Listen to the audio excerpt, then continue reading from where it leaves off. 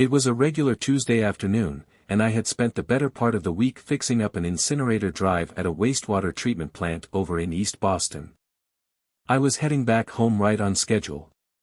My wife had given me a call a little after 2 p.m. to ask when I'd be back, which wasn't out of the ordinary. Sometimes I get held up at the job site, or traffic can throw a wrench in the works. Unfortunately, the connection was terrible, so I had to call her back using the hands-free feature.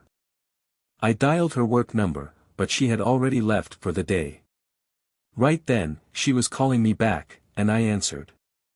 "Kevin, are you okay?" "This line is much better," she said. "I'm fine," I replied. "Just left the site, and I'm about 3 hours away. Is there anything you need me to pick up on the way home?" "No, just bring yourself, love," she said with a laugh. "But if you can, grab some corn and tomatoes from the Purdue stand. I'll have dinner ready when you get here." I made it home right on time, maybe within a couple of minutes of my ETA. I walked in, shrugged off my windbreaker, and hung it up in the hall closet. My wife called down to me from upstairs, and I shouted back a quick hello.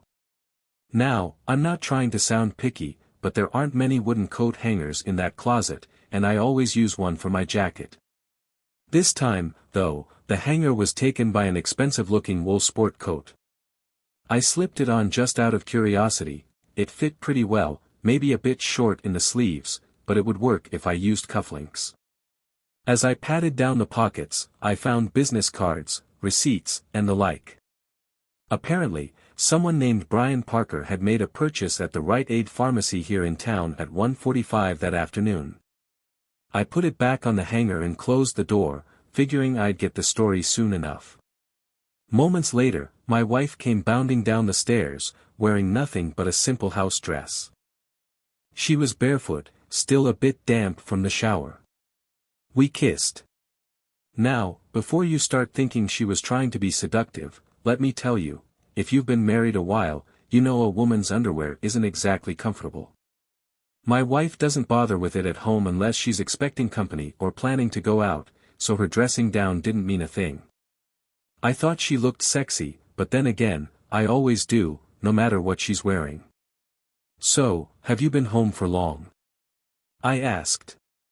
"Nope," she said. "I beat you here by about 15 minutes. It's been a rough day, and I'm just glad to be relaxing in our living room. Let me put the corn away, we'll have it tomorrow. I know I said I was going to cook tonight, but I didn't get around to shopping, so I ordered Chinese. It should be here in about half an hour. You don't mind, do you?" If I had wanted to be a pain, I could have asked her whose living room she had been sitting in, but I've learned that pointing out what people say versus what they mean just annoys them.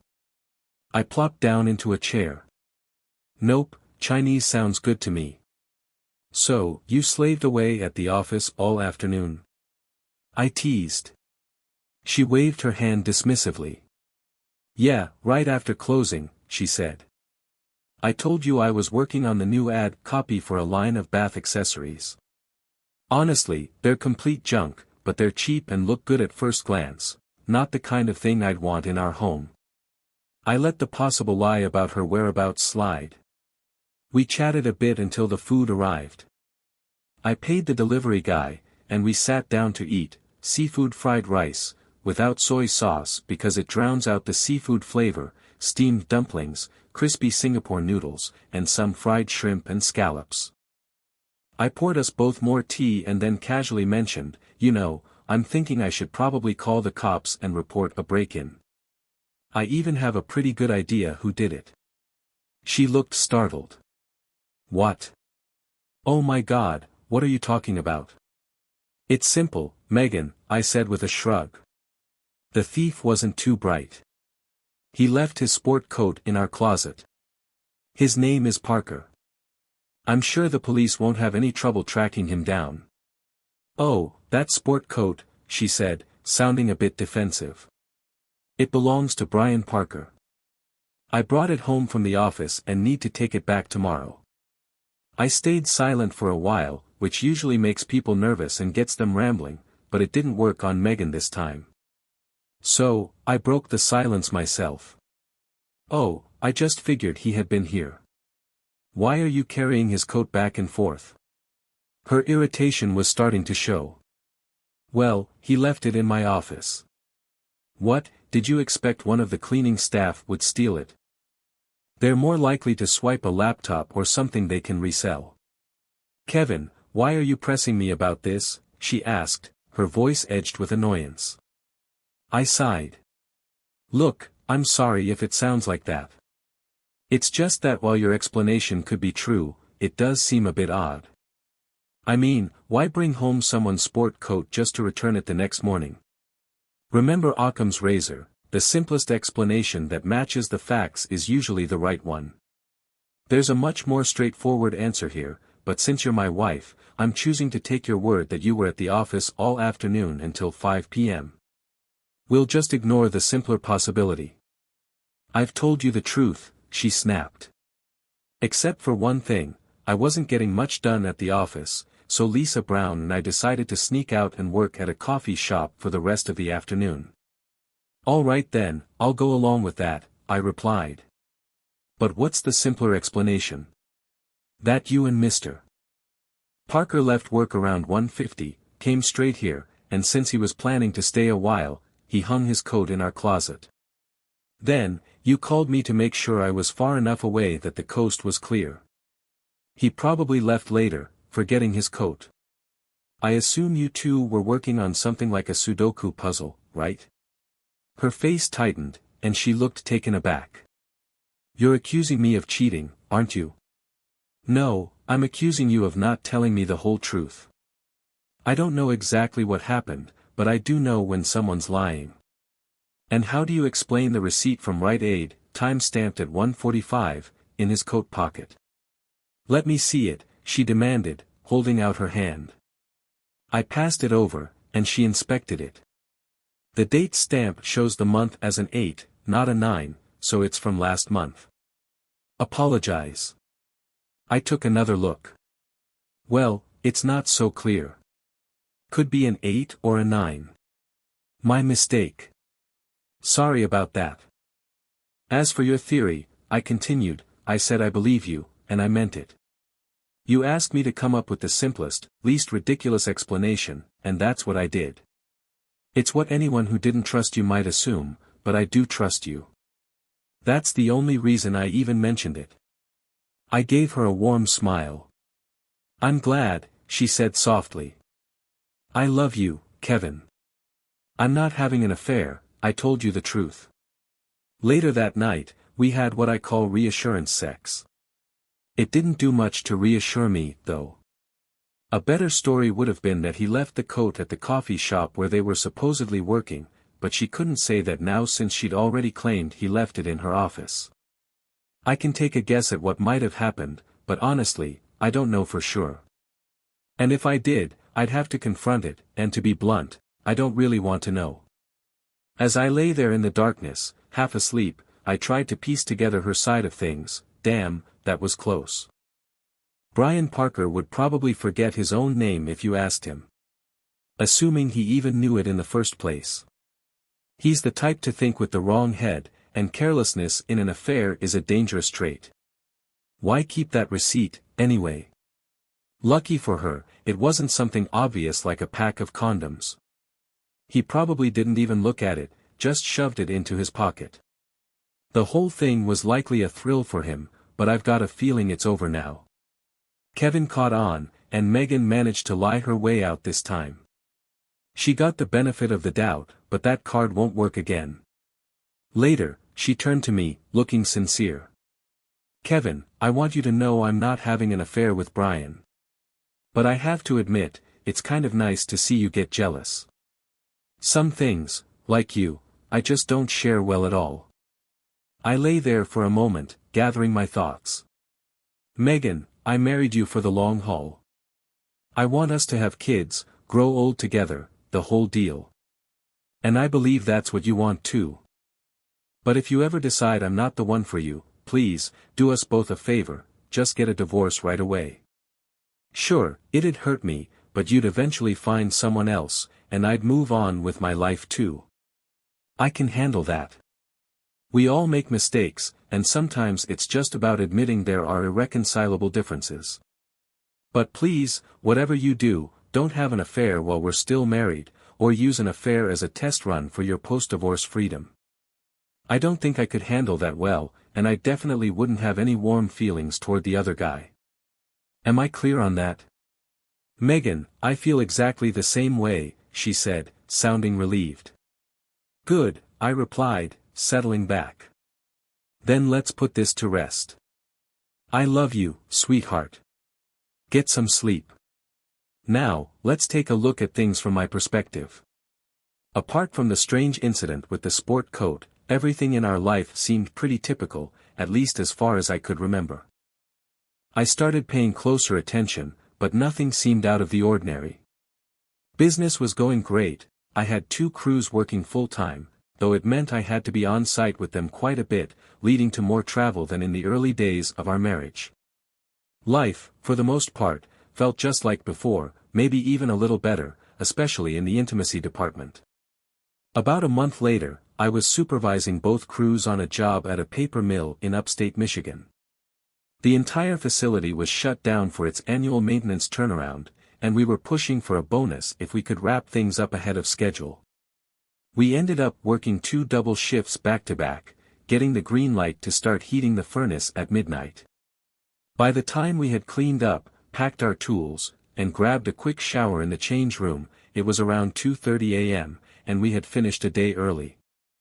I headed back to the motel, crashed hard, and slept for about 6 hours. I overslept a bit, but by 10:30, I was back on the road, headed home. I was looking forward to a relaxed drive from Wellston, Michigan, all the way down to Providence.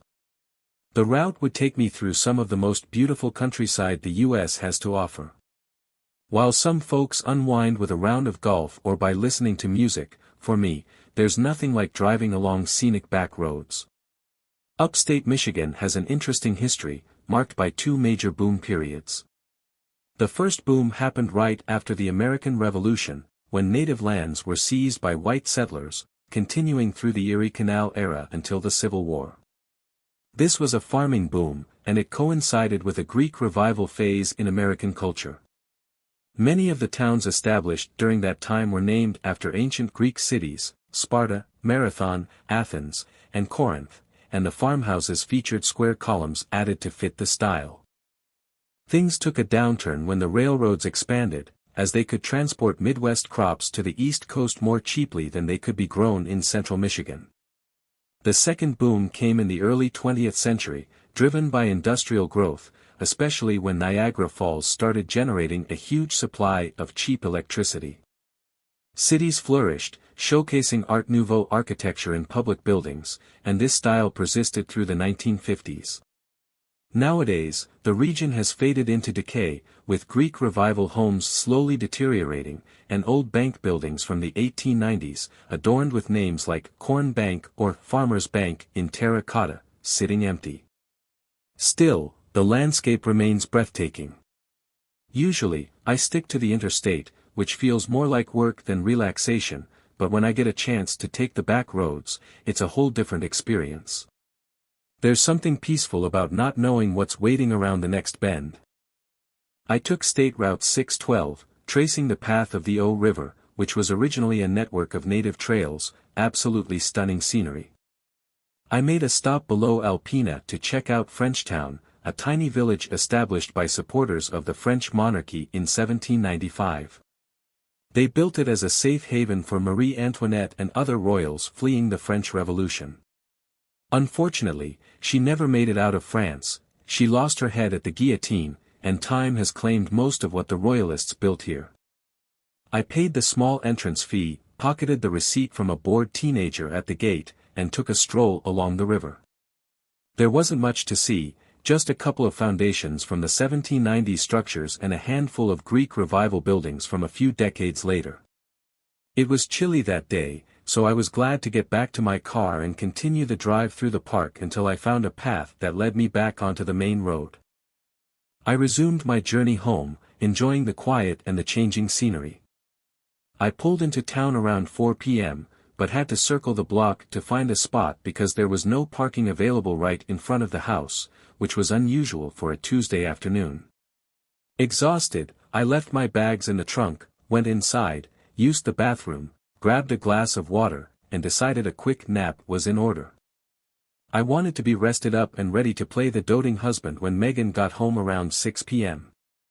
I didn't even bother taking my shoes off, I just stretched out on the bed, laying on top of the spread, hands folded on my chest like a corpse, and drifted off. I woke up suddenly, startled by the sound of something in the living room. Everything had gone quiet, but something had definitely disturbed my sleep. I'd been out for maybe an hour. I could hear voices, low and murmuring. Who the hell was in my living room? It was far too early for Megan to be home. I crept down the carpeted hallway, passing the front door, and peered into the living room, half expecting to see some junkie. Instead, what I saw was far worse. Some guy was on top of my wife, going at it in the missionary position. Now, I'm not the type who gets violent easily.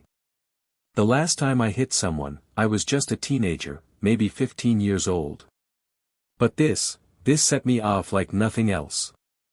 I grabbed a walnut footstool my uncle had made, flipped it upside down, and as the guy lifted his head, eyes shut, whispering, "I love your body," I brought the stool down on his skull with every ounce of strength I had.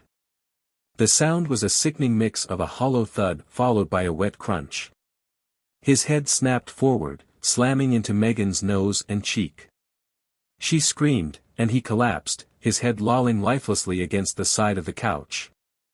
I could see her nose, it was crushed, blood gushing everywhere, staining the white sofa. He was draped over her, completely still, like a dead man. My heart dropped. What the hell had I done? The horror of it all hit me like a ton of bricks. Call me a coward if you want, but I was terrified. Oh, God, I think I just killed the guy.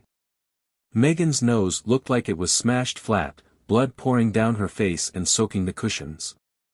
She was thrashing around, yelling, trying to shove his limp body off of her. I set the footstool down, panicked, and bolted. He's dead. I killed him. And for what? Cheating isn't a crime punishable by death. I slipped quietly out the door, hurried down the steps, glancing around to make sure no one had seen me. I turned the corner, forcing myself to walk casually for half a block to where I'd parked the car. Damn it, I needed to cover my tracks, act like I'd just gotten back around my usual time. 6 p.m. sounded about right. I sat in the car for a moment, taking a few deep breaths. Okay, let's not do anything rash. I was pretty sure no one had seen me come or go, thank God for small favors. Even if the cops looked into it, chances were slim anyone would remember seeing me. Jesus, I needed an alibi for at least a couple of hours. I decided to drive up to Collinsville, about an hour out of town, and stopped at Brewer's Cafe. I made a point of chatting with the girl behind the counter, cracking a joke so she might remember me. Her name was Hannah, uncommon enough to stick in someone's mind. I figured I could justify what I'd done as a crime of passion, but I'm no legal expert. Better to stay out of the messy, violent part altogether. I ordered a coffee and a scone, noting the $9.85 receipt as a nice little timestamp for 4:45 p.m. I held on to it, tucking it into my wallet as proof I'd been there for a while. When the coffee went cold, I tossed out the rest, used the restroom, and headed back home. Now let's shift to Megan's side of things. I'd been frustrated with my husband for a while, you know. He was spending so much time on the road, gone 3 nights out of 5, and when he was home, it felt like he took me for granted. I had to be the one suggesting dinner plans or dragging him to a concert. He never initiated anything, and it made me wonder if he even wanted to be seen with me. We've been married for 3 years, but sometimes it feels more like 30. I married for companionship, and Brian Parker, a decent guy who works as a traffic manager at my office, was good company. We started off joking and flirting in a harmless way, but after a few months, it wasn't so harmless anymore. We began an affair about 2 months ago. The second time we met up at my place, Brian left his coat behind with a receipt for the condom still in the pocket. That was a close call. The sex was exciting at first, but lately, I've been noticing little things about him that irritate me. The shine is starting to wear off. For the past few weeks, Brian kept complaining about the expense of renting a motel room. I wasn't about to risk doing it in the office, too many people around at odd hours. And his place was out of the question since his wife was always home with the kids, plus it's a good drive outside the city. Like an idiot, I agreed to start using my apartment instead. I try to be cautious, but there's always a risk. I knew my husband would be out of town this week, but honestly, I've been having second thoughts about messing around with Brian lately. My husband's starting to get suspicious, and the excitement of being with Brian has mostly worn off. It's fine, I guess, but it's not exactly earth-shattering anymore. I put him off last week, hoping it would help me phase out of this affair. But I agreed to meet him this week, thinking it would be part of my plan to gradually cut things off. We slipped out of work early again, mid-afternoon. We drove separately and arrived at my place around the same time. I don't like doing that, it's way too obvious, and with Mrs. Wong, our nosy neighbor, it's a risk I'd rather not take. The moment we got inside, we started stripping before the door even clicked shut. We headed straight for the couch, and I was as turned on as I'd ever been. I made sure to fold the Afghan neatly and lay it on the middle of the new white couch. I wasn't about to explain any suspicious stains to my husband, or anyone else, for that matter. Sure, we use condoms, but sometimes they slip off when we're cuddling afterward. Honestly, Kevin probably wouldn't even notice, but I do. Brian was trying to get into his usual foreplay routine, but I had been thinking about this all week, and I was already good to go. We got down to business quickly, and just as I was nearing a second big climax, out of nowhere, I felt an excruciating smash to my face. The pain was immediate and overwhelming, you wouldn't believe how intense it was. I screamed from the shock, blood gushing out and soaking everything. Get off me, you lunatic. Oh God, it hurts. What the hell is wrong with you? I yelled, frantically pushing at his head. I finally managed to twist my hips enough to shove him off, and he flopped onto the floor like a bag of trash. I got to my feet, barely steady, and grabbed his shirt, using it to stem the blood pouring from my face. In a daze, I looked around, half expecting to see a shooter or something, but the room was silent. What the hell just happened?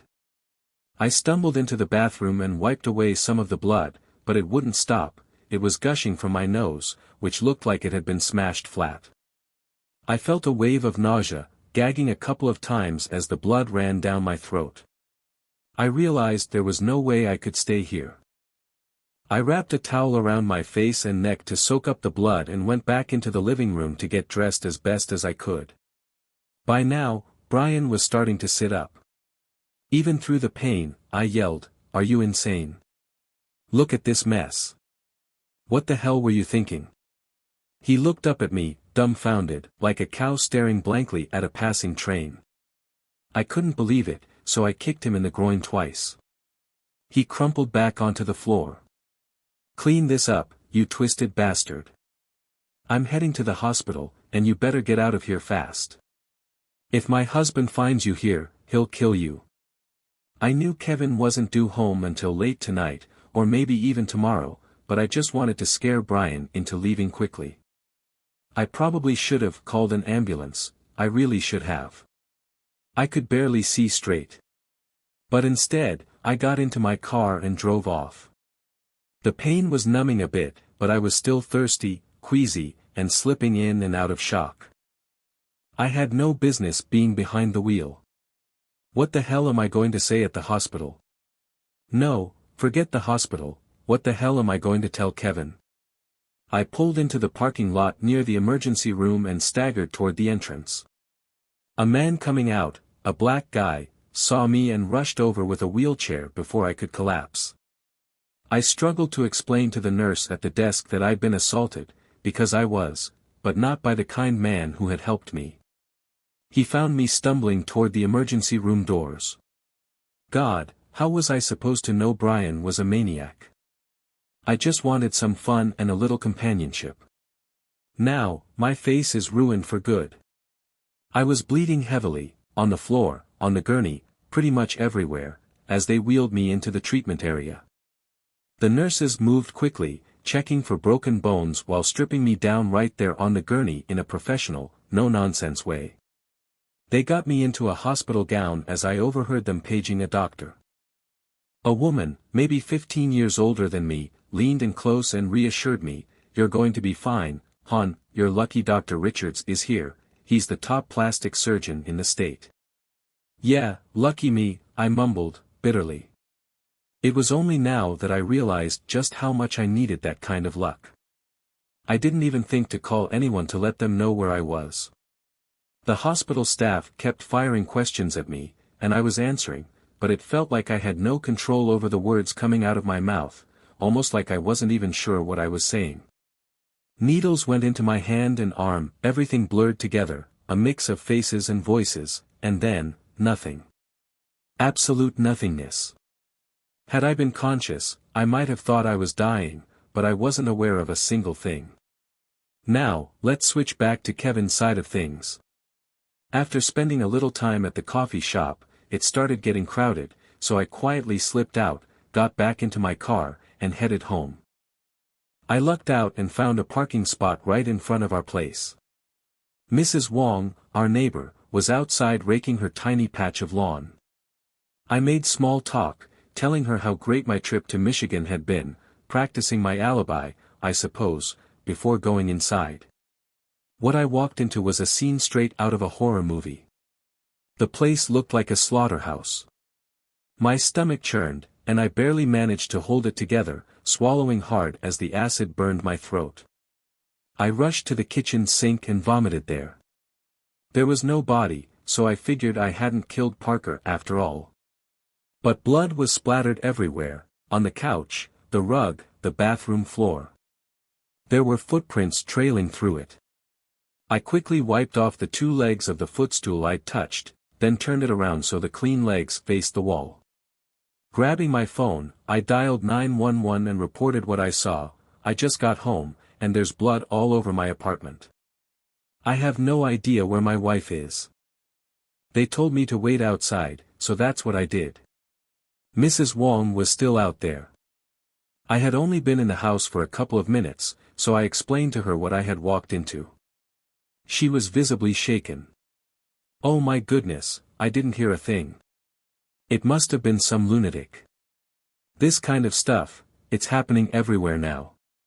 We need to look out for each other like we did in the old days. We might even make the evening news, Channel 6. Feel free to talk to them for me, Mrs. Wong. I don't mind you saying something, but I'm not giving any statements.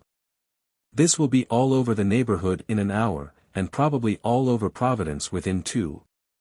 I have to admit, I was impressed by how quickly the cops arrived. Nice to see our tax dollars at work. More officers kept coming until there were 4 squad cars outside. I gave my story to whoever asked until a big, burly detective with hands like meat slabs approached me and asked if I could come down to the station to give a formal statement. He spoke with that thick Providence accent. "Of course, officer, anything I can do to help. But first, I need to call my mother-in-law. If she hears about this on the grapevine before I tell her, she'll kill me. Go ahead, pal. Do what you need to. You can call her on the way to the station." I got into the car first and tried to collect my thoughts, but I couldn't make sense of anything. Meanwhile, Megan's side of things was no clearer. She was drifting in and out, barely coherent. After a while, my mother-in-law burst in, completely ignoring the nurse's rules about visiting hours. "Let's check Megan's side now." The pain came at me like a wave from the darkness, but then it seemed to fade away, almost as if it belonged to someone else. My mind floated along with it. Slowly, the world started to come back into focus, and with it, the pain moved closer, becoming sharper. There were people around, strangers, my mom, and they were asking me questions I couldn't quite make sense of. The nurse leaned over and said, "She's fine. She's coming out of the anesthesia, but it'll be another hour or two before she's fully awake." "This is just horrible," I heard Mom mutter. "Why did you let some crazy person into the house? Or did you leave the door open? You should have known better than to open the door to a stranger like that." Back to Kevin's side. I overheard my mother-in-law's rant and felt the need to chime in confidently, "Don't worry, there's plenty of DNA evidence left behind. They'll catch the guy eventually." My mind was already spinning, trying to figure out how this mess might actually work in my favor. If it turned out that Brian Parker was behind all this, it might help soften the blow of what Megan had done to me. Megan groaned as she started to wake up, saying that everything hurt. Her mother rushed off to find a nurse to get her more pain meds.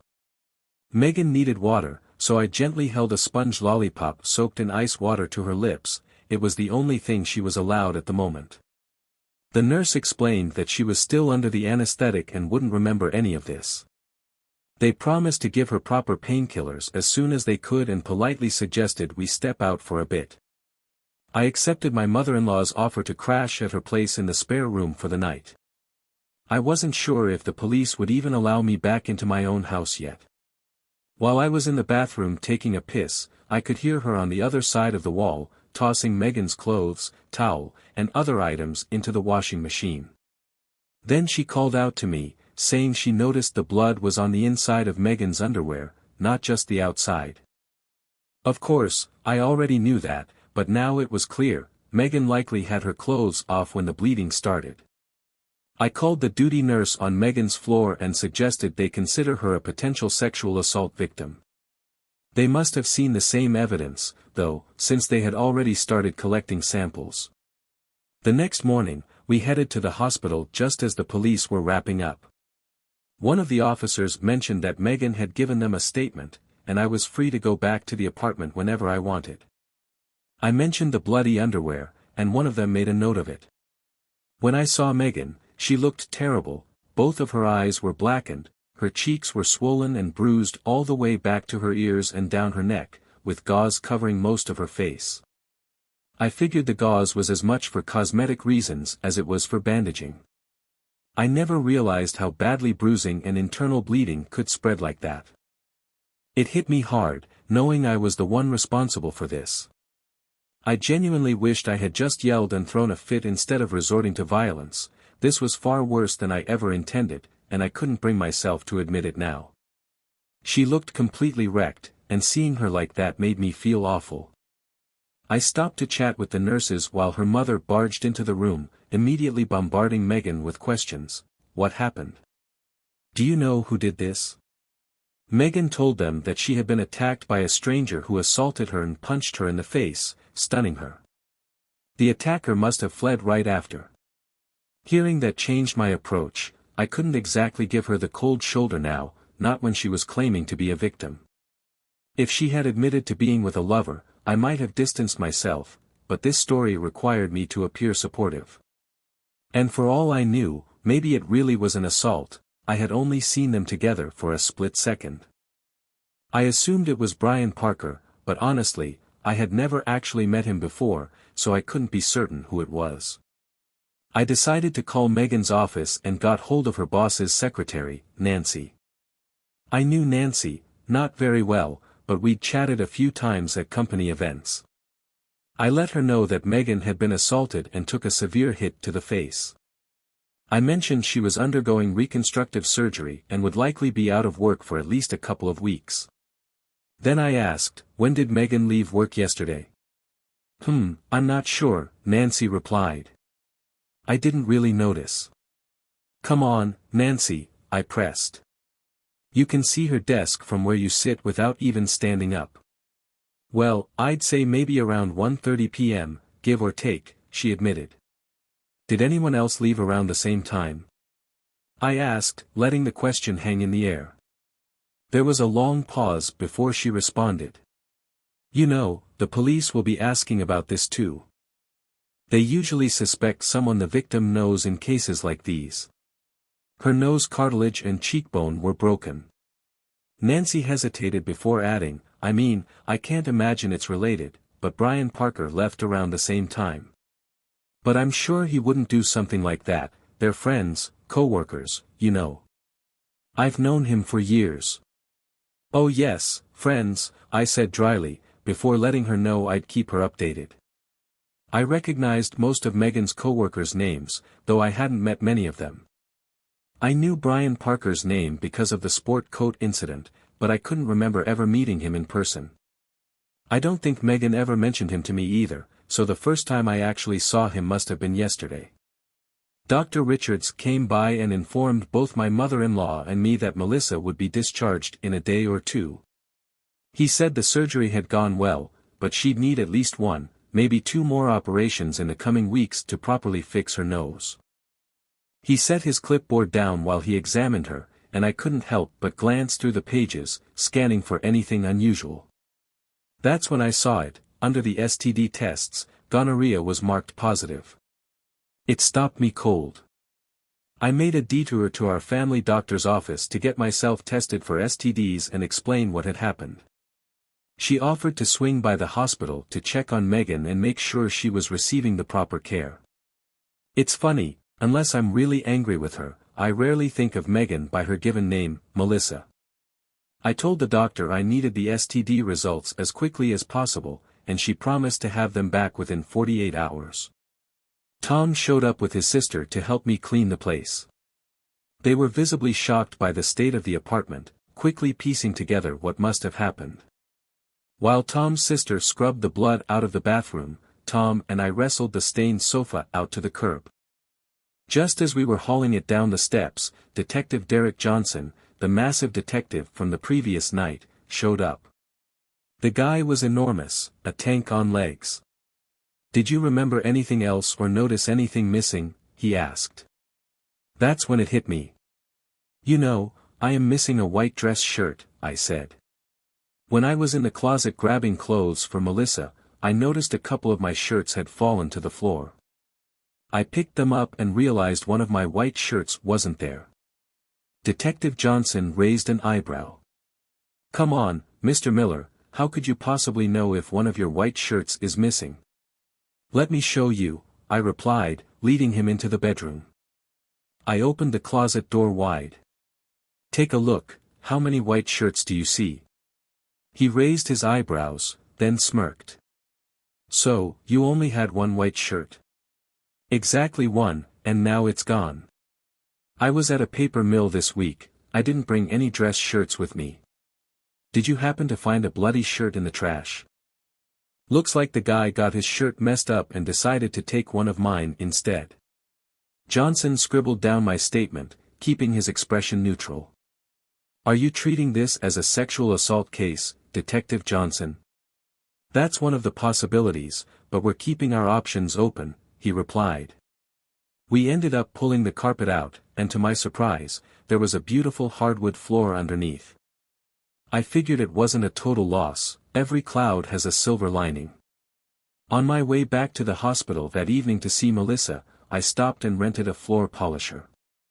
After visiting her at 7 p.m. and doing the usual polite chit-chat with the in-laws, I managed to slip away.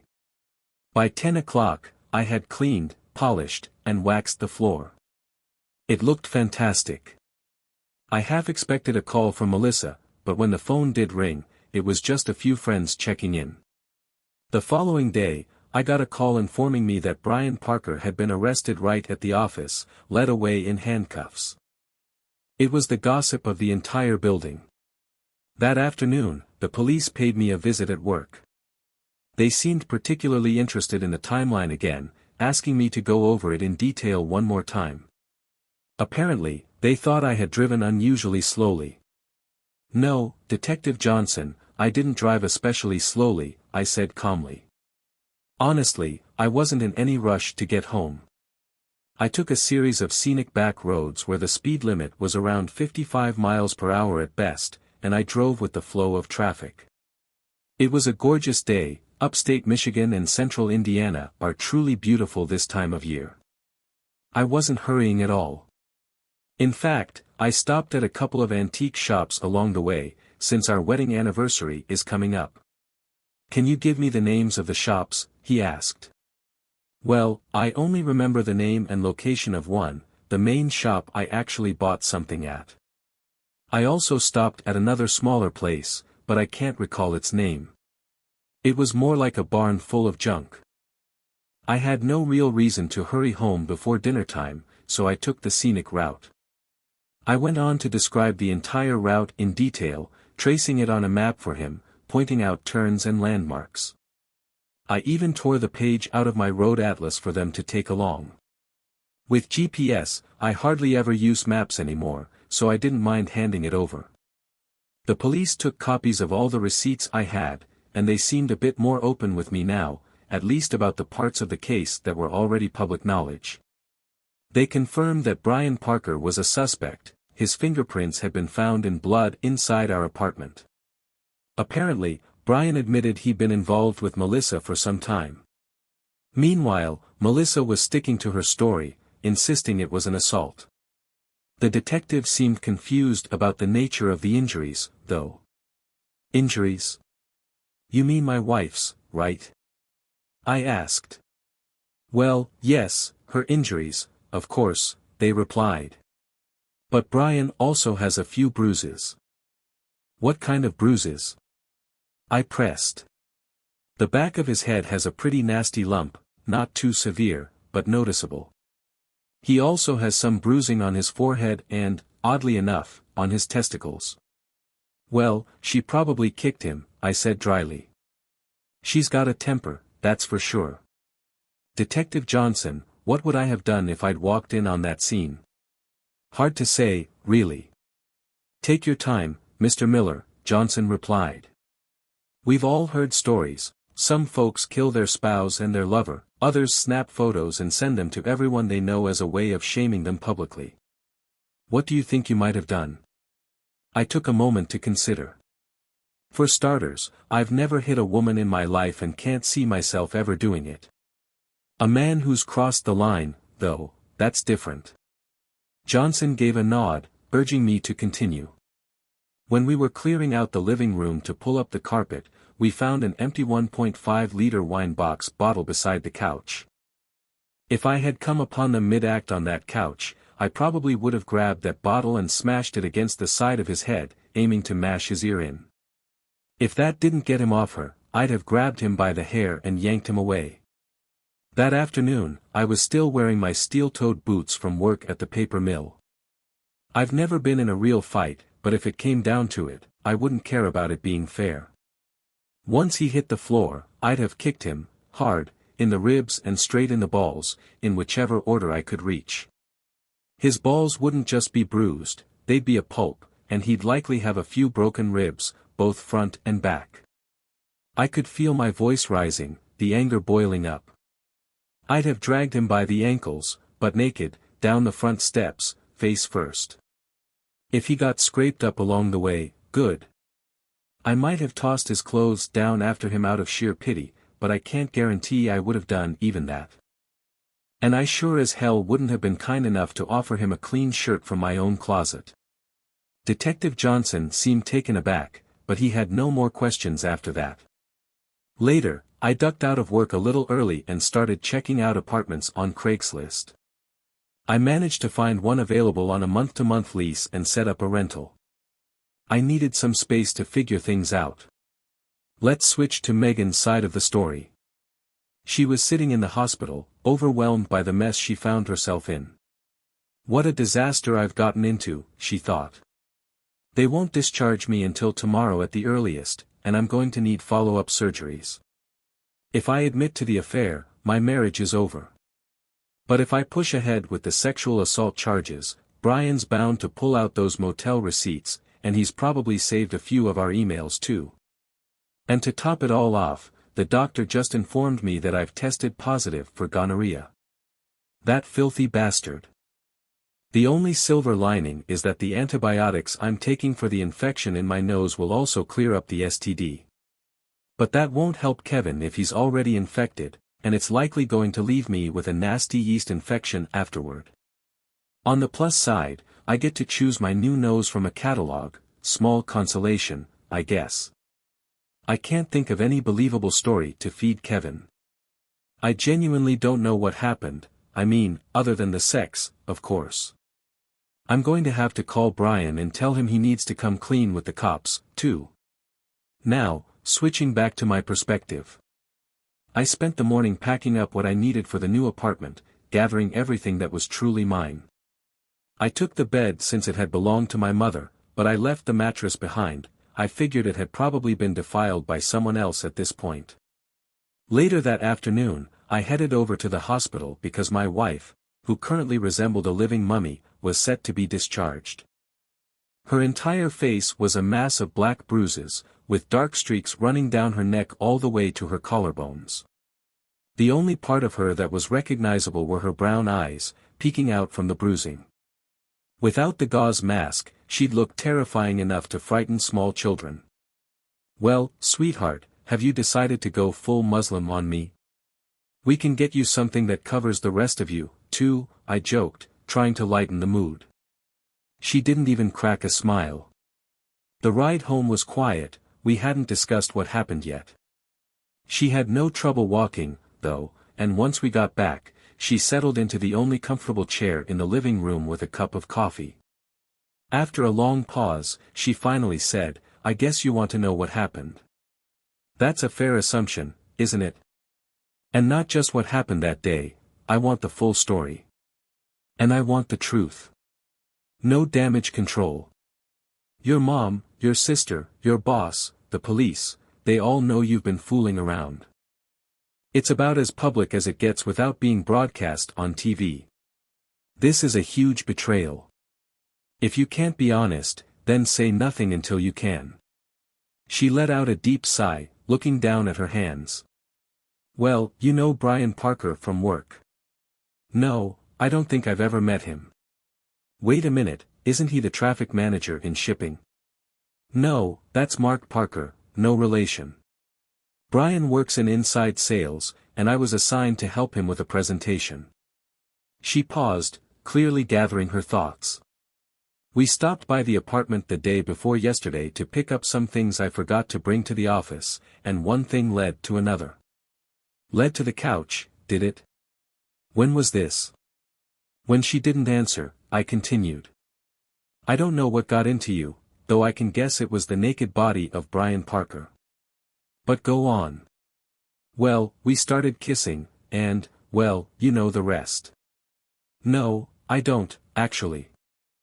Because this ended with the apartment looking like a crime scene, our new couch and rugs ruined, and any trust one had in you completely shattered. That's a long way from just kissing, don't you think? Why did you even start kissing him, and what did you think was going to happen?" "Brian's a nice guy, and you've been gone so much lately," she said quietly. "I guess I was feeling lonely and needed someone.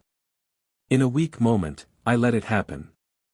"Oh, you were receptive, all right, a willing receptacle for his plug.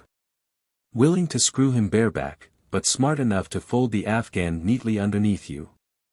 So you weren't totally out of your mind, were you? You're telling me this was a one-time thing?" "Yeah, it was just that once. And it hurts like hell now. Could you get me another Percocet?" "Sure, I know what you mean, though my pain isn't in my face. One lapse I might have been able to forgive, but I know it wasn't a one-time event." "Were there others before Brian, other men, maybe even women?" "No, never anyone else," she said, sounding defensive. "Not since before I met you, and definitely not a woman. I'm not like that." "Well, Megan, I don't know what you're like anymore. Tell me the God's honest truth, is this really all there is to it? He slept with you the day he left his coat behind, didn't he? And I bet that wasn't the first time either. Do you even know who gave you the clap? By the way, I got tested, I'm clean." She froze, her expression stunned. I could see she hadn't even considered that. "Are you running through a list of names in your head right now? How many others have you been offering your services to?" "Stop it, Kevin," she snapped. "There's no need to be crude." "Oh, right. I'm sure it was very proper and polite between you two. Why, good afternoon, Mr. Parker, how's your little friend doing today? Oh, look, he's standing at attention. Let Mrs. Miller give him a kiss. Yes, I'm sure it was all very refined. But let's get back to the clap. What do you have to say about that? I don't know, she muttered. Well, at least you're not blaming a toilet seat. You'd better come up with a better cover story because yours is unbelievable. Gonorrhea doesn't show up in blood tests right away, it takes several weeks. I'll stop by tomorrow after work to see if you need anything, and maybe we can have a real conversation when you decide to quit the BS. For now, you can keep my cell on, but only use it for emergencies, all right? I made my way to the door and pulled it open. Wait, where are you going? She asked, sounding panicked. I'm going home, I replied. I've rented an apartment in a gated community over in Chestnut Hill. I'll be staying there. I already called the property managers here to let them know I won't be renewing our lease. I mentioned that you might want to, and you can follow up with them. But can't we? She started, but I didn't stick around to hear the rest. I shut the door behind me and headed down the steps. She'd be in for a rough night or two, sleeping on a bare mattress, since I had taken the bed frame, the dresser, and most of the lamps, all family antiques. It took a lot of coaxing before I got the full story out of Megan, and even then, she changed it several times. The first encounter was likely the afternoon Brian left his coat behind. They hooked up twice more, including the time she got beaten up. Getting caught and roughed up must have scared her senseless, that much was obvious. The whole affair was so public, it would have been humiliating for anyone with a shred of shame. I decided to stick around through her surgeries, but only as a friend. At the same time, I installed a tracker in her car, call it a little, trust but verify, insurance. Getting to the root of why she cheated was harder. My travel schedule left her feeling lonely and bored at home, and the monotony of her job added to her depression. I cut back on work trips as much as I could, which put a dent in our profits but was still cheaper than a divorce. We went to counseling, which helped me learn to communicate better, something I'd never been good at. But I don't think she was as open to it as I was. I also realized I'd built up this image of her in my head, this strong, independent woman who wanted to be treated like an equal, almost like one of the guys. In reality, she preferred being pushed into certain things sexually, so I shouldn't have always taken her first no as an actual refusal. I never admitted to being the one who smashed up her face, but in a way, I think that's why I stayed through her surgeries. I wanted to salvage our marriage, I had 5 years invested in it, and I did love her. She agreed to drop all the rules in the bedroom, though I'm not sure if she ever meant to make so many or if she just thought I'd respect her more if she played the respectable wife. For weeks after she went back to work, I tracked her car. I noticed it was leaving her office's parking garage around 3 p.m. and ending up parked a couple of miles away. Google Earth showed the location to be a quality inn. One afternoon, I drove over there myself, and sure enough, I saw her and Brian Parker stepping out together a little after 5:30. I went straight home, pulled out the divorce papers I had drawn up earlier, and signed a 1-year lease on the apartment, saving me 20% on the rent. I was sitting on the steps, waiting for her when she got home from work. I had her sit down and told her point blank, I've thought a lot about us, and I've decided that, deep down, I think you're a lying piece of garbage. I'm done wasting my time on you. So, go with God, and don't bother me again. I'd like to forget you ever existed. No, you can't do this. We've been rebuilding our relationship, don't throw it all away, she begged, looking desperate. You say that while you were shacking up with Brian in a motel room yesterday afternoon. Screw you and the horse you rode in on. I regret the day I ever laid eyes on you, you deceitful sack of trash. I was finished. I handed her the divorce papers and thought about giving her my wedding ring too, but then I remembered it was worth about $800 in gold. As for her nose reconstruction, she considered opting for a trendy, upturned look but eventually chose something similar to her old nose. Her original nose was on the larger side, which I thought suited her just fine, and the new one is just slightly smaller but keeps the same general shape. Old friends can tell something's different but can't quite put their finger on it. I haven't spoken to my in-laws or my ex-wife since then, and frankly, I couldn't care less about any of them. I heard through the grapevine that Brian Parker kept her around as his casual sex buddy for a while after I left. Good for him, they can swap STDs all they want. It's been about 6 months now, and I'm finally starting to feel like myself again.